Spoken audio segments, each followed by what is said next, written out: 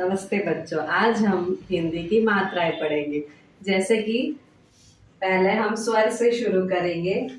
अ, आ, ई, बड़ी ई, ऊ, बड़ा ऊ, ए, ऐ, ओ, औ, अम,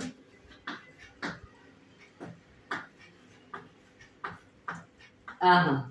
ये तो हो गए स्वर। अब हम इस स्वर की मात्राएं सीखेंगे। तो जैसा कि आप जानते हो, अ की कोई मात्रा नहीं होती।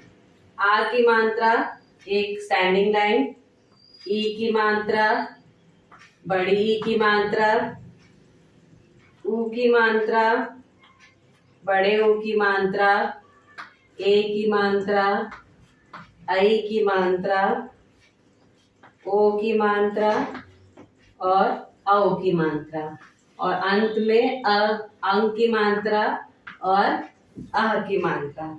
तो ये हो गई मात्राएं।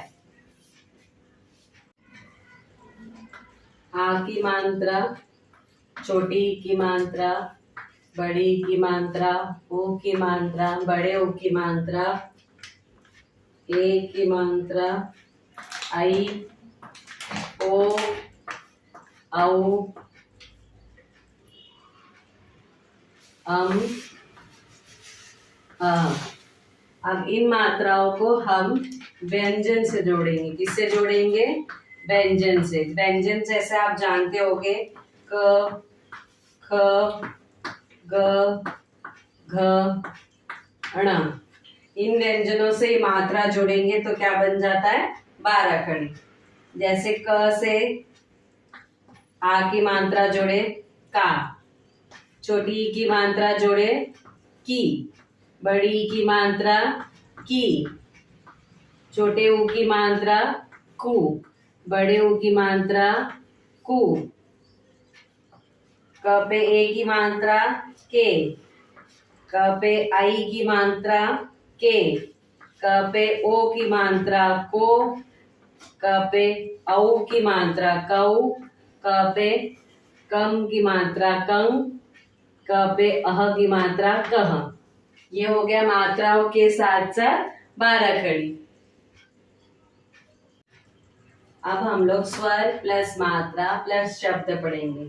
अ की मात्रा में कोई भी मात्रा में मात्रा नहीं होती तो हम बिना मात्रा वाले शब्द पढ़ेंगे। जैसे कप, बस, चल। इन शब्दों में कोई भी मात्रा नहीं होती तो ये बिना मात्रा वाले शब्द होंगे। आ की मात्रा स्टैंडिंग लाइन, जैसे आज,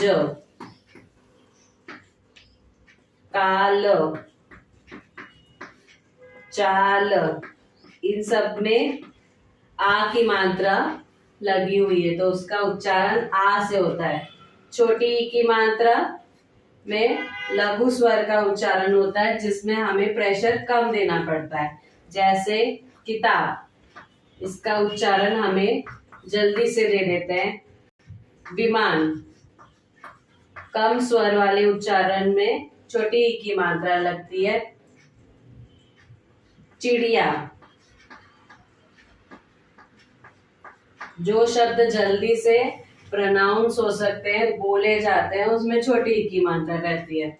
बड़ी ई की मात्रा दीर्घ स्वर वाले शब्द जिसमें तेज बोलना पड़ता है, जोर से बोलना पड़ता है। मछली,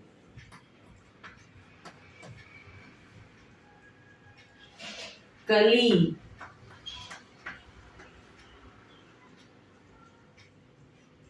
अंजलि। इसलिए में आप देख सकते हैं छोटी बड़ी की मात्रा होती है जिसमें दीर्घ स्वर लगते हैं। छोटी की मात्रा में कम उच्चारण होता है, इसीलिए कि, विमान, चिड़िया, बी, की। आ की मात्रा में आ, काल, आज, काल और चाल। और बिना मात्रा वाले शब्दों में जैसे कप, बस, चल। ठीक है, आज के लिए इतना ही, धन्यवाद।